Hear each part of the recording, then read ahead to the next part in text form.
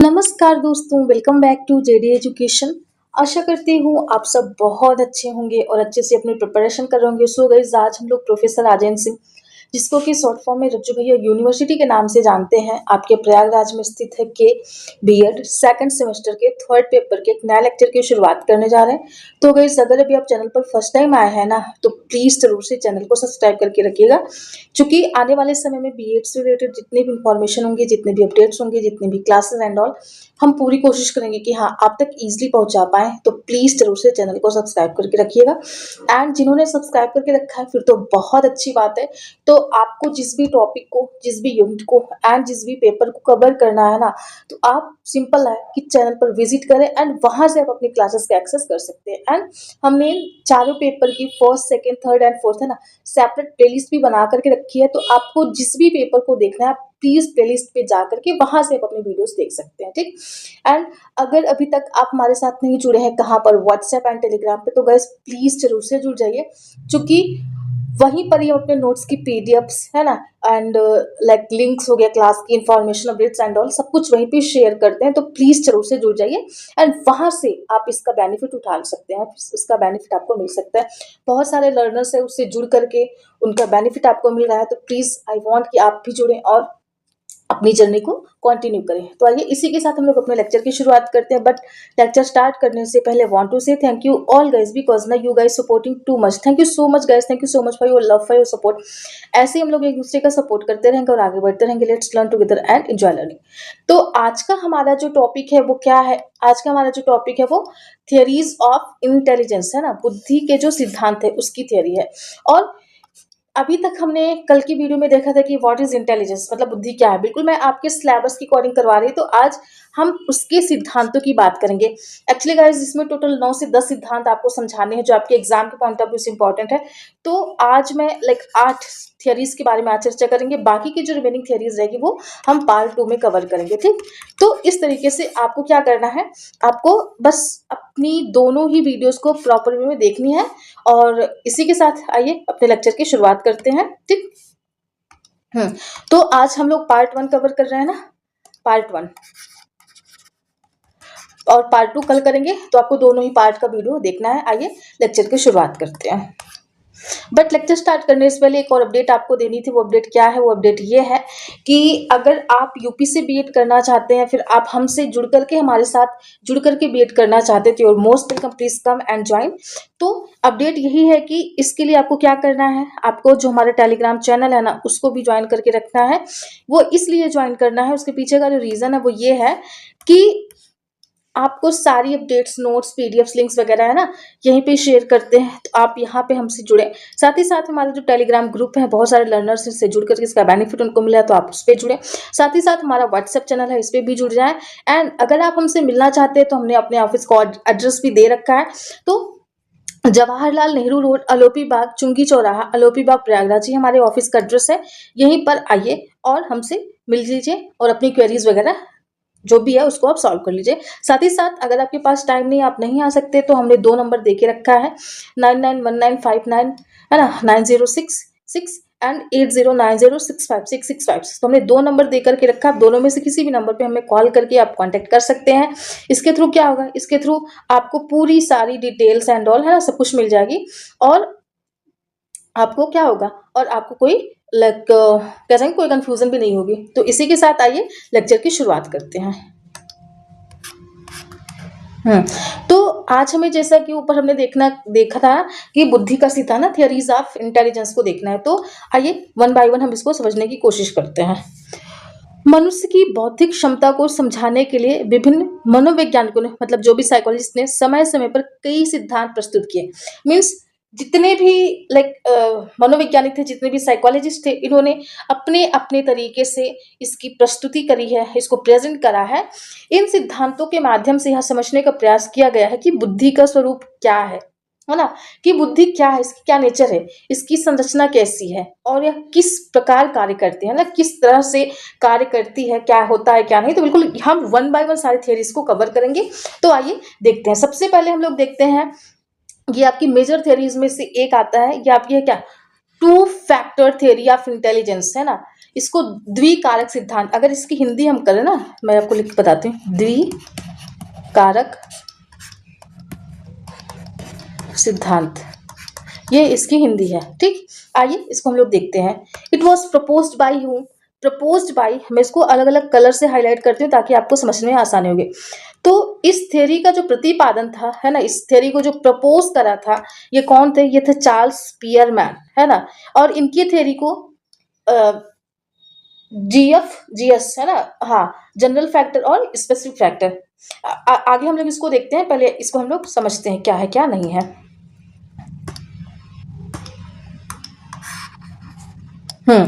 तो Spearman was the first psychologist who attempted to explain intelligence scientifically by using statistical methods such as factor analysis, है ना, कारक विश्लेषण। कि Charles Spearman, है ना, ये एक ऐसे पहले मनोवैज्ञानिक थे जिन्होंने क्या किया, जिन्होंने बुद्धि को वैज्ञानिक तरीके से समझाने का प्रयास किया, मतलब साइंटिफिक तरीके से। Scientific in the sense what, कि स्टेप बाय स्टेप, है ना, कि सिस्टम के द्वारा सुव्यवस्थित तरीके से, सुसंगठित तरीके से इन्होंने इंटेलिजेंस के डेफिनेशन को समझाने का प्रयास किया।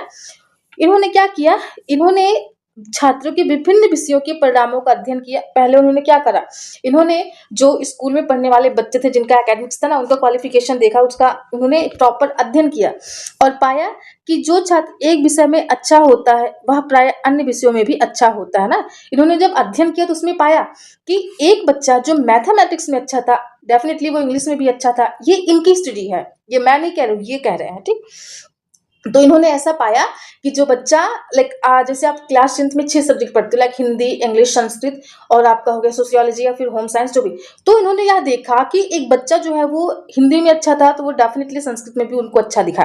तो इस तरीके से इन्होंने अपने अध्ययन को पाया और आगे क्या किया, आगे हम लोग देखते हैं। तो इन्होंने उसी के आधार पर एक अध्ययन अपना किया। वो क्या किया कि Spearman considered that intelligence consists of two factor, sorry, concluded, है ना। तो इन्होंने दो फैक्टर को कॉन्क्लूड करा, है ना, मतलब दो फैक्टर को इन्वॉल्व करा। सबसे पहला क्या दिया इन्होंने, जनरल फैक्टर, जिसको कि जी फैक्टर के नाम से जानते हैं। इसको हम लोग क्या बोलते हैं, इसको हम लोग बोलते हैं, हिंदी इसकी बोले तो सामान्य कारक। ठीक, मतलब जब उन्होंने अध्ययन किया कि एक बच्चा जो हिंदी में अच्छा है वो संस्कृत में अच्छा है, एक बच्चा जो मैथमेटिक्स में अच्छा है फिजिक्स में अच्छा है, तो इन्होंने उसी के आधार पर दो फैक्टर को इजाद करा, है ना। एक प्रकार से दो फैक्टर को इन्होंने अपने थियोरी में, अपने अध्ययन में शामिल करा। सबसे पहला जो था ये था जनरल फैक्टर, है ना, जी फैक्टर। अब इसमें इन्होंने क्या क्या किया, आइए इसी की चर्चा हम लोग करते हैं। तो general factor is a common mental ability present in all intellectual activities. It influences reasoning, memory, problem solving and learning ability. इसका क्या मतलब है कि जनरल फैक्टर वह सामान्य मानसिक क्षमता है जो सभी बौद्धिक कार्यों में पाई जाती है।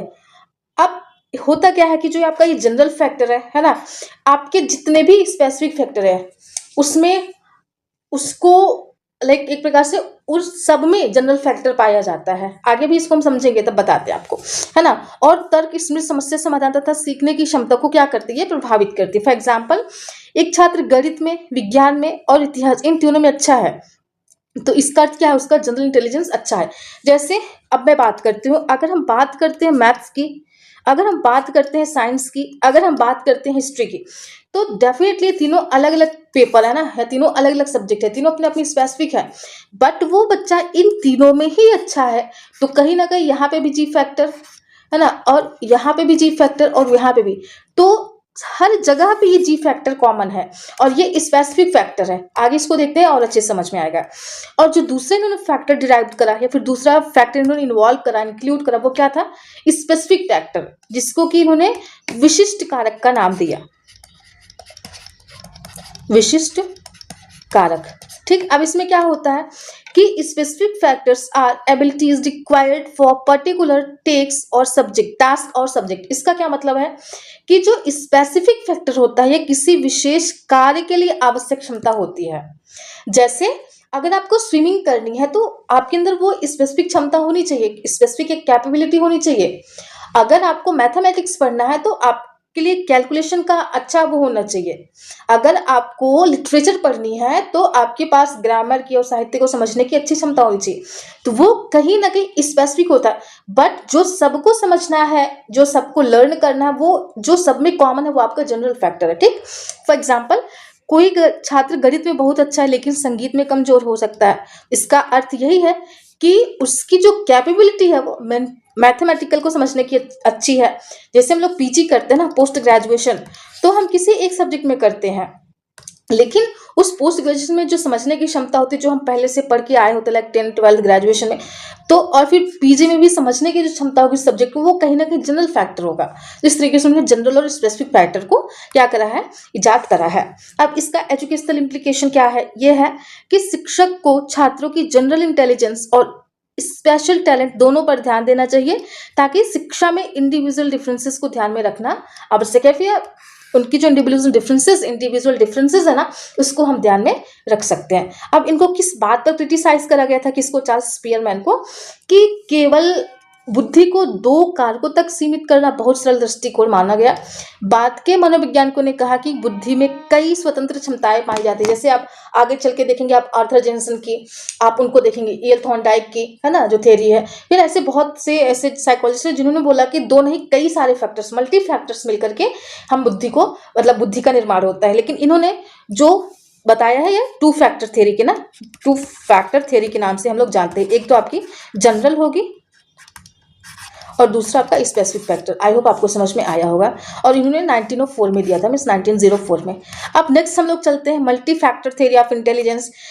ये एक्चुअली जो यहाँ पर डेट 1911 दिया गया है, ये गलत है। ये थ्योरी का जो डेट है 1920 है ना। ये आपके EL Thorndike, Edward Lee Thorndike ने इसको दिया था, जो आपके कौन से, जो हमने बीएड फर्स्ट सेमेस्टर में करा था ना, इनकी जो थ्योरीज थी, बिल्कुल ये इन्हीं के द्वारा ही ये दी हुई ये थ्योरी है। तो इन्होंने क्या बोला था कि this theories proposed by Edward Lee Thorndike. अब इसमें क्या है कि थॉर्नडाइक ने स्पीयरमैन की जनरल इंटेलिजेंस की अवधारणा को पूरी तरह स्वीकार नहीं करा, बट इन्होंने रिजेक्ट भी नहीं करा। मतलब स्वीकार तो नहीं करा, बट इन्होंने ये नहीं बोला कि नहीं उनकी थ्योरी तो पूरी गलत है, नहीं, ऐसा नहीं है। फिर उनके अनुसार बुद्धि एक ही क्षमता नहीं बल्कि अनेक स्वतंत्र क्षमताओं का समूह है। अब यहाँ पर स्वतंत्र क्षमता क्या है, उन्होंने जो बोला था कि हर एक स्पेसिफिक फैक्टर में एक जनरल फैक्टर, मतलब कॉमन होता है ये, और ये सबसे स्ट्रांग पॉइंट होता है। ठीक, लेकिन वहीं पर अगर हम बात करते हैं, इन्होंने अगर हम बात करते हैं जनरल और स्पेसिफिक फैक्टर की, तो जनरल फैक्टर को मोस्ट इंपॉर्टेंट बोला कि जब तक जनरल फैक्टर नहीं होगा तब तक स्पेसिफिक फैक्टर नहीं हो सकता है। और उन्होंने कौन, चार्ल्स स्पीयरमैन ने फैक्टर एनालिसिस करा था, और इन्होंने फैक्टर एनालिसिस को पूरी तरह से रिजेक्ट करा है। इन्होंने ये बोला, भले ही इनके थ्योरी का नाम है multi factor theory of intelligence, but इन्होंने फैक्टर एनालिसिस नहीं करा, इन्होंने रिजेक्ट करा है। इन्होंने बोला कि ये सारी क्षमताएं मतलब स्वतंत्र है, एक दूसरे से कनेक्टेड नहीं है, ये इनका कहना है। और ये जो आप देख रहे हैं ये स्पीयरमैन का है। उन्होंने बोला कि हर स्पेसिफिक फैक्टर में एक कौन फैक्टर होता है, वो जनरल फैक्टर होता है। बट ये कहते हैं कि नहीं, सारी जो क्या कह सकते हैं, जो सारी फैक्टर्स हैं आपस में अपने आप में स्वतंत्र है। तो इन्होंने बोला कि जी फैक्टर जैसा कोई फैक्टर नहीं होता। ये किनका, ये थॉर्नडाइक का कहना है। तो इन्होंने बोला कि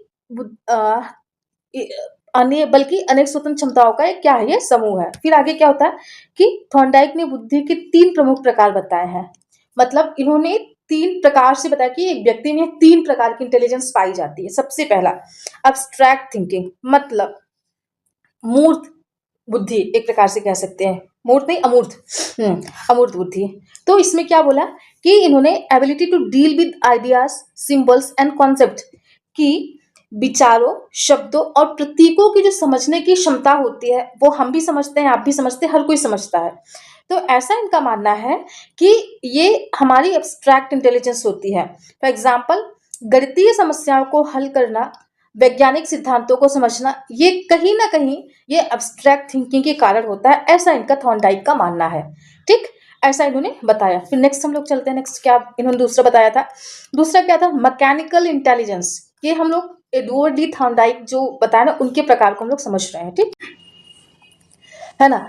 तो मैकेनिकल इंटेलिजेंस में इन्होंने क्या बताया है, इन्होंने बताया है कि ability to understand and use machines और मैकेनिकल टूल्स, वही कि मशीनों और उपकरणों को जो समझने में जिनका हम उपयोग करते हैं ना, या फिर हमारी जिस बुद्धि का उपयोग होता है, प्रयोग होता है, वही हमारी मैकेनिकल इंटेलिजेंस होती है। पहला इन्होंने अब्स्ट्रैक्ट इंटेलिजेंस बताया, दूसरा इन्होंने मैकेनिकल, और तीसरा इन्होंने जो बताया है वो सोशल इंटेलिजेंस में सामाजिक बुद्धि, है ना। इंजीनियर फिर मैकेनिक का मशीन ठीक करना, वही ये इनकी कैटेगरी में आते हैं। तो बोलते हैं कि सब में तीनों होती है बट एक डोमिनेट करके रखती है। जैसे कोई इंजीनियर बनता है तो डेफिनेटली उसमें ये ज्यादा इंपॉर्टेंट होगी, है ना। अब्स्ट्रैक्ट जैसे कोई साइंटिस्ट होता है या फिर कोई साइकोलॉजिस्ट होता है ना, तो उसमें, और सोशल इंटेलिजेंस जैसे लीडर हो गया, है ना, जो समाज सेवक होते हैं ना, इन सब में होती है। तो इन्होंने क्या बोला है कि ability to understand people and manage social relations, वही कि लोगों के व्यवहार को समझने और सामाजिक संबंधों को प्रभावी ढंग से संभालने की जो क्षमता होती है ना, वो आपकी सोशल इंटेलिजेंस कहलाती है। तो ऐसा इन्होंने बताया। फॉर एग्जाम्पल, एक अच्छा शिक्षक छात्रों के व्यवहार को समझकर कक्षा को नियंत्रित करता है, तो कहीं ना कहीं उसकी जो सोशल इंटेलिजेंस है वो डोमिनेटिंग उसमें है, वो उसका वो डोमिनेटिंग फैक्टर है तो तीनों ही, बट ये मोस्ट प्रोबेबली ये है। तो ऐसा इनका मानना है। फिर इन्होंने बोला कि एजुकेशनल इंपॉर्टेंस क्या है इसका, कि शिक्षा में केवल एकेडमिक एबिलिटी ही नहीं बल्कि सोशल स्किल का भी क्या होता है, उतना ही महत्वपूर्ण स्थान होता है। तो इस तरीके से abstract, mechanical and social intelligence की बात कौन करता है, ये आपके ईएल थॉर्नडाइक करते हैं, जो कि 1920 में इन्होंने अपनी थ्योरी को दिया था। फिर अगला हम लोग देखते हैं कि प्राइमरी मेंटल एबिलिटी थ्योरी। अब इसको कौन दिया है, इसको लुइस थ्रस्टन ने दिया है, और कब दिया था, इन 1938 मीन्स 1938 में लुइस थ्रस्टन ने दिया है। तो अब इन्होंने क्या कहा है, इन्होंने कहा कि बुद्धि एक सामान्य क्षमता ही नहीं बल्कि कई प्राइमरी मेंटल एबिलिटीज से मिलकर के बनी होती है, ठीक ना। तो उन्होंने बताया था वो 7 जो प्राइमरी मेंटल एबिलिटीज है वो क्या क्या है, वो मैं आपको बताती हूँ। सबसे पहला इन्होंने बताया था कि ये 7 मेंटल एबिलिटीज हैं जिससे मिलकर के क्या होती है, बुद्धि का निर्माण होता है। सबसे पहला वर्बल कॉम्प्रीहेंशन, मतलब कि भाषा को समझने की क्षमता, हम किसी भी भाषा को कैसे समझ सकते हैं कैसे नहीं। फिर जो दूसरा इन्होंने बताया था ये वर्ड फ्लुएंसी। अब वर्बल कॉम्प्रीहेंशन इसका क्या मतलब है कि आप चीज़ों को समझ पा रहे हैं कि नहीं समझ पा रहे हैं। फिर उसके बाद वर्ड फ्लुएंसी, कि आप में कितनी फ्लुएंसी है ना, तेजी से शब्दों का प्रयोग करने की क्षमता। जैसे कोई कुछ पूछ रहा है तो आप वर्ड्स को कैसे यूज़ कर पा रहे हैं, आप फंबल तो नहीं कर रहे। जैसे यहाँ पर मुझे फॉर एग्जांपल जैसे मैंने बोला कि हाँ आज हमको कॉलेज जाना है, तो आज हमको जाना है, अब कॉलेज के लिए हम सोचे कि हाँ कहाँ जाना है, तो वही कि आप वर्ड की फ्लुएंसी कितने तरीके से अपने वर्ड्स को रख रहे हैं, जिसको सेंटेंस फॉर्मेशन कहते हैं ना, उसकी कैपेसिटी या फिर वो क्षमता। फिर अगली नंबर एबिलिटी, मतलब संख्याओं के साथ कार्य करने की क्षमता, कि आप कैलकुलेशन में कैसे हैं। फिर अगला स्पेशियल एबिलिटी, मतलब स्थानिक संबंधों का, जिसकी जो आपका रोड मैप होता है ना, आप मैप को कैसे देख सकते हैं कैसे, ये सारी चीज़ें। फिर मेमोरी, मतलब जानकारी को याद, वही कि कैसे रिकॉल करना है, कैसे चीज़ों को रिकॉग्नाइज करना, मीन्स पहचानना समझना, ये सारी चीज़ें। फिर परसेप्चुअल स्पीड, चीज़ों को तेज़ी से पहचानने की क्षमता, कि आप चीज़ों को कितनी जल्दी से कितनी आसानी से पहचान सकते हैं, कितने फास्ट। फिर रीजनिंग, मतलब तार्किक सोचने की क्षमता, कि आप सोच कैसे सकते हैं, समझ कैसे सकते हैं, ये सारी चीज़ें हमें देखने की। टोटल कितनी 7 मेंटल एबिलिटीज़, ये प्राइमरी मेंटल एबिलिटीज़ है, जिससे क्या होती है, इन्होंने बुद्धि में ये सारे फैक्टर्स को बताया, 1 2 3 4 5 6 7। तो ये रही इनकी, किसकी, लुइस थ्रस्टन की। और इन्होंने भी क्या बोला, और इन्होंने भी फैक्टर एनालिसिस को रिजेक्ट करा है। इन्होंने भी बताया है कि ये आपस में एक दूसरे से स्वतंत्र होते हैं, इसमें कोई सहसंबंध या फिर इसमें कोई कह सकते हैं ना कि कोई संबंध नहीं होता है, ये अपने आप में भी स्वतंत्र हैं। तो ऐसा ये 7 फैक्टर से 7 मेंटल एबिलिटीज़ हैं जो इससे मिलकर के बनती है हमारी, ठीक है। आई होप आपको समझ में आया होगा। आइए हम लोग नेक्स्ट चलते हैं। अच्छा, इसका एग्जाम्पल है।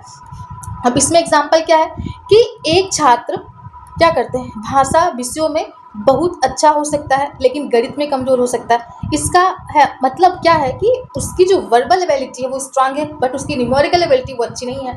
जैसे जो बच्चे ज्योग्राफी पढ़ते हैं या फिर जो भूगोल शास्त्री होते हैं या फिर जो साइंटिस्ट होते हैं, सबकी अपनी अपनी एबिलिटी होती है ना, तो उसके अकॉर्डिंग उनकी जो है IQ लेवल निर्धारित होती है, तो उनका मानसिक स्तर निर्धारित होता है। आइए नेक्स्ट चलते हैं। नेक्स्ट हमारा क्या, फ्लूइड एंड क्रिस्टलाइज्ड इंटेलिजेंस, ये 1943 में आया था, है ना। इसको GFGC थ्योरी के नाम से भी जानते हैं, ऐसे GF एंड GC, इसके नाम से हम लोग जानते हैं। सबसे पहला इसको प्रपोज कौन किया था, ये टटेल ने इसको दिया था, है ना। और इन्होंने इसको 2 पार्ट में डिवाइड करके बताया था। जैसे चार्ल्स स्पीयरमैन ने, है ना, उनकी भी थ्योरी को हम 2 फैक्टर थ्योरी बोलते हैं, और इनकी भी थ्योरी को हम 2 फैक्टर थ्योरी बोलते हैं। बट उसमें जनरल फैक्टर होता है और स्पेसिफिक, वहाँ पर GF होता है और SF होता है ना, स्पेसिफिक फैक्टर। और यहाँ पर GFGC मतलब क्या इसमें होगा, फ्लूइड इंटेलिजेंस और क्रिस्टलाइज्ड इंटेलिजेंस। तो इसको GFGC थ्योरी के नाम से भी हम लोग जानते हैं, ठीक। तो पहला फ्लूइड इंटेलिजेंस, ये आपका क्या होता है, ये आपकी इनहेरिटेड होती है, मीन्स ये आपकी वंशानुगत तरीके से आपके पेरेंट्स से आपको मिली होती है। इसका क्या है कि ability to think logically and solve new problems without replying on past knowledge, है ना। मतलब नई समस्याओं को हल करने और तार्किक रूप से सोचने की जो क्षमता होती है ना, वही आपकी फ्लूइड इंटेलिजेंस होती है। फॉर एग्जाम्पल, जैसे पहेली हल करना या किसी नई समस्या का समाधान कर, तब जब हम न्यू सिचुएशन में किसी भी समस्याओं का समाधान करते हैं, ये कुल मिलाकर के जेनेटिक होती है और नई समस्याओं को सॉल्व करने में हमारी सहायता करती है। ये आपकी फ्लूइड इंटेलिजेंस होती है। और हाँ, इस थ्योरी को इन्वेस्टमेंट थ्योरी के नाम से भी जानते हैं। मैं आपको लिख के बताती हूँ, इन्वेस्टमेंट थ्योरी के नाम से भी इसको हम लोग जानते हैं, ठीक। इसमें क्या है, इन्वेस्टमेंट थ्योरी क्यों, हमने यहाँ पर लिखा था ना GF एंड GC।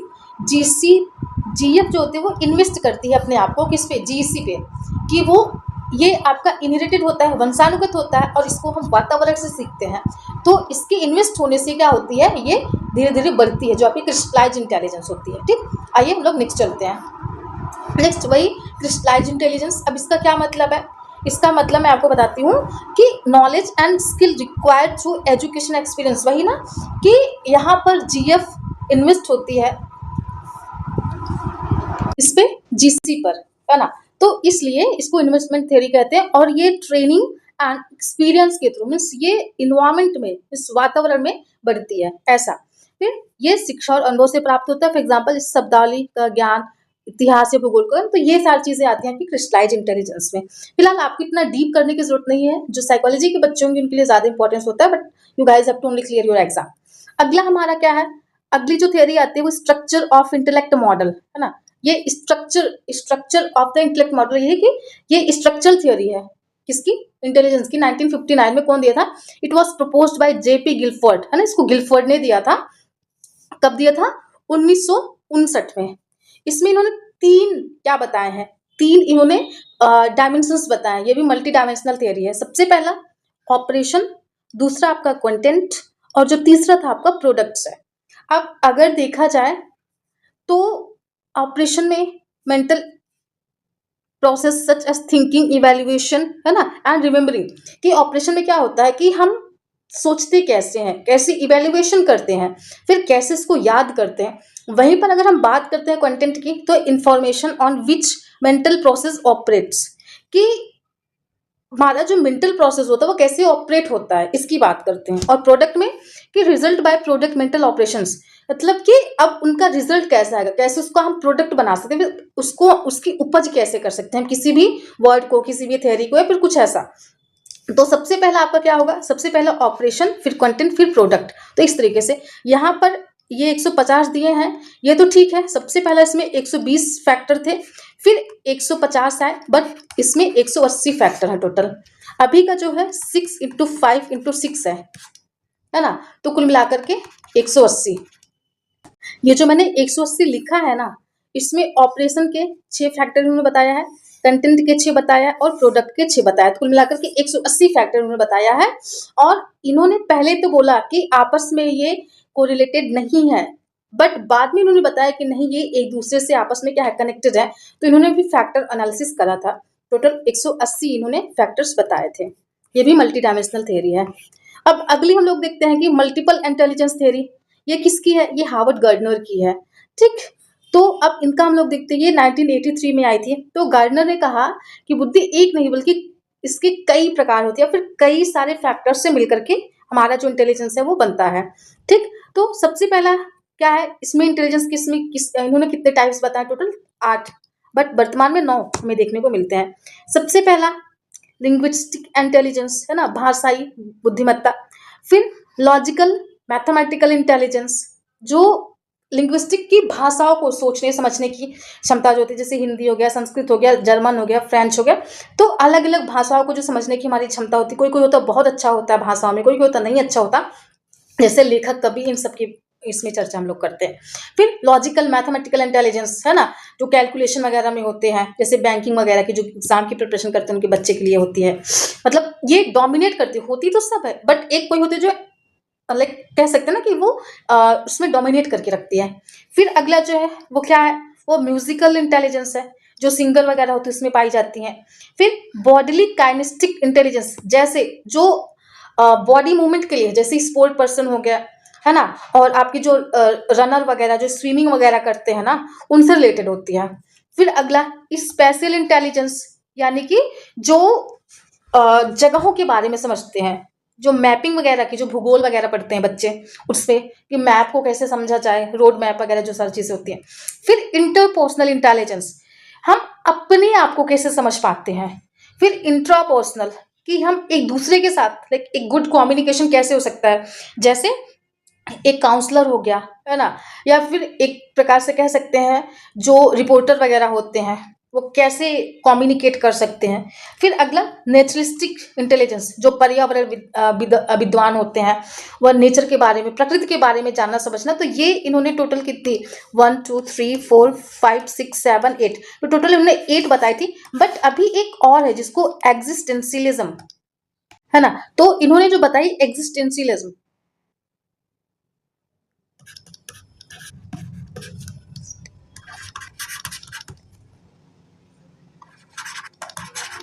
है ना, एग्जिस्टेंशियलिज्म, कि हम अस्तित्व में कैसे रहते हैं, हमारा क्या अस्तित्व है ना।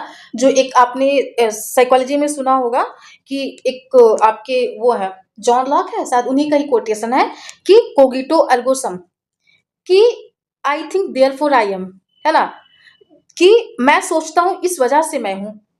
तो ये उनका कहना था। तो इस तरीके से टोटल 9 मेंटल एबिलिटीज की बात करी है, मल्टीपल इंटेलिजेंस थ्योरी किसकी? हार्वर्ड गार्डनर की, तो इन्होंने बताया है। फिर अगला हम लोग देखते हैं ट्रायरिक थ्योरी, ट्रायरिक थ्योरी ऑफ इंटेलिजेंस, मतलब जो त्रिसूत्रीय सिद्धांत है किसका? बुद्धि का। ये 1985 में 1985 में आता है।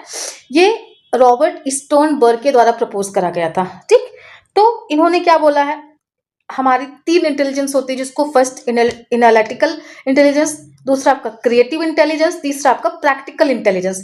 तो इन्होंने कुल मिलाकर के 3 तरीके के इंटेलिजेंस की बात करी है। अगर हम बात करते हैं किसकी? एनालिटिकल इंटेलिजेंस की, मतलब विश्लेषणात्मक जो हमारी बुद्धि होती है, तो वही कि हम समस्याओं का विश्लेषण और समाधान करने की जो हमारी क्षमता होती है, हम समस्याओं को कैसे उसका समाधान कर सकते, उसको ढूंढ के कैसे कर सकते हैं समस्याओं को, समाधान को, फिर उनका हम विश्लेषण एनालिसिस कैसे कर सकते हैं, ये सारी चीजें हमें देखने को मिलती है। फिर अगला क्रिएटिव इंटेलिजेंस, मतलब नई कल्पनाएं और विचार उत्पन्न करने की जो क्षमता है ना, नई नई खोज करना, जो क्रिएटिविटी से रिलेटेड है, कि नॉवेल होनी चाहिए, यूनिक होनी चाहिए, ओरिजिनल होनी चाहिए, इससे रिलेटेड। फिर प्रैक्टिकल, कि वास्तविक जीवन की समस्याओं को हम कैसे उसको शॉर्ट आउट कर सकते हैं, हम किसी भी समस्या से गुजर रहे हैं तो उसका सॉल्यूशन हम कैसे ढूंढ सकते हैं जो हमारी वास्तविक जीवन से जुड़ी हुई है। ठीक, तो इस तरीके से हमें देखने को मिलता है। फिर नेक्स्ट हम लोग चलते हैं नेक्स्ट किसकी है? हायरार्किकल थ्योरी ऑफ इंटेलिजेंस, ये वर्णन की थ्योरी है, ये भी मल्टी फैक्टरल थ्योरी है, बट इसमें हाँ मल्टी डायमेंशनल थ्योरी है। इन्होंने 1950 में दिया था, है ना, hierarchical theory of intelligence proposed by Philip E Vernon, ये वर्णन की थ्योरी है। अब इसमें क्या है कि Vernon propose that intelligence is organised in a hierarchical structure, कि जो हमारी बुद्धि होती है ना, एक स्तरीय संरचना होती है कि एक हायरार्की में बनती है, ठीक, इस तरीके से उन्होंने बताया है। फिर बताया कि according to him intelligence is arranged in level starting from general intelligence at the top and specific abilities at the bottom. इसका क्या मतलब है कि वर्णन के अनुसार बुद्धि एक स्तरीय संरचना में व्यवस्थित होती है, जिसमें सबसे ऊपर जनरल इंटेलिजेंस होता है, उसके नीचे विभिन्न प्रकार की विशेष क्षमताएं और लाइक बुद्धि हमारी पाई जाती है। इन्होंने सबसे ऊपर जो बोला था वो जीएफ और जीसी बोला था, फिर उसके बाद इन्होंने एजुकेशनल और मैकेनिकल बोला था, फिर उसके नीचे बहुत 7 तरीके की इन्होंने वो बताई थी। लेकिन आपको इतना डिटेल नहीं करना है, बस आपको सिंपल थोड़ा थोड़ा सा आइडिया होना चाहिए आप एग्जाम में ताकि लिख पाए, ठीक। आइए नेक्स्ट चलते हैं। अब हाँ, अच्छा, जो मैंने बताया था उसका स्ट्रक्चर यहाँ पर दिया है, ठीक, मैं आपको समझा देती हूँ ये। तो स्ट्रक्चर ऑफ हायरार्किकल मॉडल, वही वर्णन की जो थ्योरी है उन्होंने कैसे दिया था। सबसे ऊपर उन्होंने दिया था जनरल इंटेलिजेंस, सभी मानसिक क्षमताओं को प्रभावित करने वाली सामान्य बुद्धि, जैसा कि हमने चार्ल्स स्पीयरमैन में देखा था ना, उनकी जो थ्योरी थी कि जैसे आपका हिस्ट्री हो गया, मैथ हो गया, इंग्लिश हो गया, प्लस म्यूजिक हो गया, लेकिन सब में एक कॉमन फैक्टर होता है, वो जी फैक्टर होता है। तो इसी वजह से ये भी इनसे प्रभावित थे कहीं ना कहीं। तो इन्होंने बोला कि हाँ, सबसे ऊपर जो होती है वो जनरल फैक्टर होता है। अब इन्होंने जो बोला दूसरा मेजर फैक्टर, हाँ, 3 इन्होंने फैक्टर बताया, general factor, major factor and minor factor. अब मेजर फैक्टर में 2 इन्होंने फैक्टर बताया था, पहला वर्बल एजुकेशनल एबिलिटी, दूसरा प्रैक्टिकल मैकेनिकल एबिलिटी, ठीक।